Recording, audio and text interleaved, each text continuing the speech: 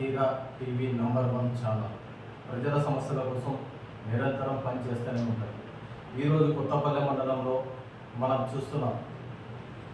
ఎస్సీలకు శ్మశాన వాటికి భూమి ఆన్లైన్ ఎక్కించాలని కలెక్టర్కు దరఖాస్తు పెట్టుకున్నారు. దాన్ని అనుసరించిన స్థానిక ఎంఆర్ఓ గ్రామ సభ ఏర్పాటు చేసింది.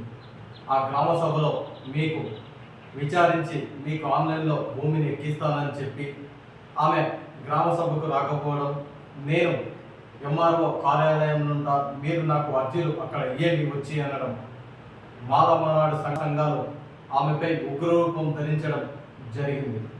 దీన్ని రేపు కలెక్టరేట్లో తేల్చుకుంటామని మాలమనాడు సంఘాలు వెళ్ళిపోవడం జరిగింది.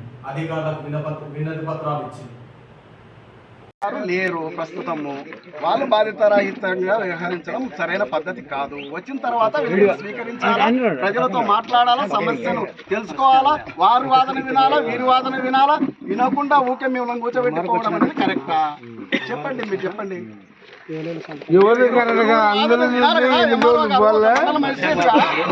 సమస్య వచ్చినప్పుడు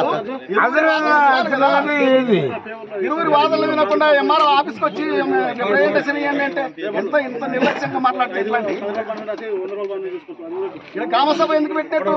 ఎంఆర్ఓ ఆఫీస్కి వచ్చి మీరు రిప్రజెంటేషన్ ఇవ్వండి అంటే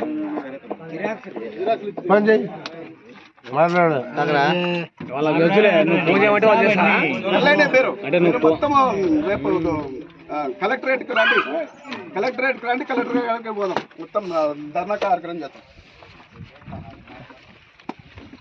వద్దులే కలెక్టర్ గారికి కలెక్టరేట్ పెడదాం. కానీ అప్పుడు కానీ ఇలా అర్థం కాదు.